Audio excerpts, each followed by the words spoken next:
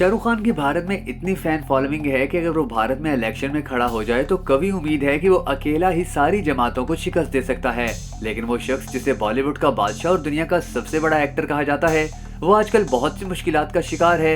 एक सर्वे के मुताबिक दुनिया की एक बड़ी आबादी भारत को सिर्फ इसी एक शख्स की वजह से जानती है, जिसे शाहरुख खान कहा जाता है। शाहरुख खान खुद को सबसे बड़ा भारतीय और भारत का वफादार कहता है। ये शख्स भारतीयों की खुशनुदी के सबब अपना मजहब तक छोड़ने पर तुला हुआ है। ये हिंदुओं के हर त्योहार में बढ़ चढ़कर हिस्सा लेता है, अपने घर में मंदिर तक बना रखा है।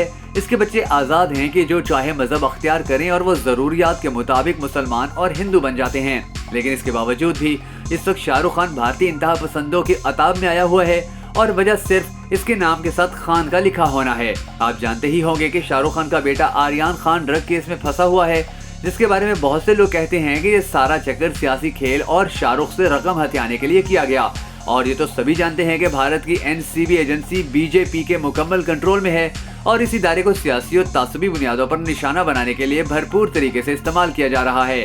शाहरुख खान भारतीयों की खुशनुदी के बावजूद भी महज अपने नाम के साथ खान होने के सबब मुश्किलात का शिकार हैं और मीडिया से लेकर भारतीय हुकूमत और अदलिया तक शाहरुख खान को लिफ्ट करवाने को बिल्कुल तैयार नहीं और बिना किसी सबूत के केस को मजीद तूल दिया जा रहा है। शाहरुख के बेटे के वाक़े से कुछ दिन बाद एक भारतीय वजीर ने कहा था कि अगर शाहरुख खान बीजेपी में शमूलियत अख्तियार कर ले तो उसके बेटे से बरामद होने वाली मंशियात चीनी के पाउडर में तब्दील करवाई जा सकती हैं। बिल्कुल ऐसे ही भारत में इंतहा पसंद हिंदू अब सिर्फ उसे ही मुहब्ब वतन मानते हैं जो मोदी का वफादार है, लेकिन बिलखसूस ये रवैया मुसलमानों के साथ ज्यादा अपनाया जा रहा है ताकि वो अपनी वफादारी साबित करें और भारतीयों की खुशनुदी को मुकद्दम रखें।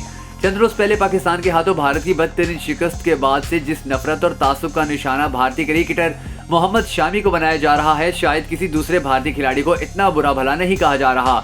इसकी वजह शायद शामी की खराब कारकर्दगी नहीं बल्कि वो तासुब है जो इस वक्त भारत में मुसलमानों के खिलाफ पनप रहा है। नामवर भारतीय शायर जावेद अख्तर, नसीरुद्दीन शाह और असदुद्दीन अवैसी जैसे बड़े बड़े नाम भी तासुब का शिकार हैं।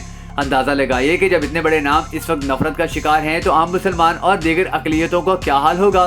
कायद-ए-आज़म मोहम्मद अली जना रहमतुल्लाह अलैह की कब्र मुबारक को अल्लाह पाक जन्नत अल फिरदौस का बाग बनाए, उनके कहे अल्फाज आज सच साबित हो रहे हैं कि आज जो मुसलमान पाकिस्तान बनने के मुखालफत कर रहे हैं, कल उनकी सारी जिंदगियां भारत को अपनी वफादारियां साबित करते करते गुजर जाएंगी, लेकिन भारत फिर भी राजी नहीं होगा। और आज वो मुसलमान जो भारत की खातिर मजहब तक को छोड़ चुके हैं, शदीद नफरत का शिकार हैं और हर दूसरे रोज उन्हें अपनी वफादारी साबित करना पड़ती है। एक मुसलमान खातून टीचर को सिर्फ इसलिए नौकरी से निकाल दिया गया कि उसने पाकिस्तान की जीत का व्हाट्सएप स्टेटस लगाया था। पाकिस्तान से तारीखी शिकस्त के बाद से भारत में ऐसी आग लगी हुई है जो शायद किसी नाजुक मोड़ पर ही जाकर रुकेगी। कई शहरों में लोगों पे पाकिस्तान की जीत की बात तक करने पर गद्दारी के मुकदमात कायम किए जा चुके हैं। पकड़ धकड़ हो रही है क्योंकि अब वहाँ के मुसलमानों से ये मुतालबा किया जा रहा है कि वो इस्लाम या हिंदुस्तान में से एक का इंतखाब करें। दूसरी तरफ भारतीय कप्तान विराट कोहली भी इंतहा पसंद हिंदुओं के निशाने पर हैं। इन्हें भी गद्दारों की फहरिस्त में शामिल किया गया है क्योंकि उन्होंने मैच हारने के बाद पाकिस्तानी खिलाड़ियों से मुस्कुराते हुए मुसाफा किया और अच्छी कारकर्दगी पर मुबारकबाद दी, जिसपे उन्हें भी गद्दार ही कहा जा रहा है। जरा सोचिए, अगर आज हम भारत में होते तो हमारा क्या हशर होता। हर रोज घुट घुट कर मरना और रोज अपने मजहब के खिलाफ जाकर उन्हें ये यकीन दिलाना कि हम पहले भारतीय हैं, चाहे मजहबी क्यों न छोड़ना पड़े। याद रखिए कि अब हिंदुस्तान के मुसलमान जरूर सोचने पर मजबूर हो चुके हैं कि झुटलाया जाने वाला दो कौमी नजरिया दरअसल एक ऐसी हकीकत थी जिसे भारत में इंतहा पसंद हिंदुओं ने किसी न किसी मौका पर जरूर सच्चा साबित किया है कि मुसलमान बल्कि तमाम अकलियतें और इंतहा पसंद सोच रखने वाले हिंदुओं कभी एक कौम की तरह नहीं रह सकते। अगर रहना होगा तो हर चंद दिन के बाद किसी न किसी सूरत में अपनी वफादारी जरूर साबित करनी होगी।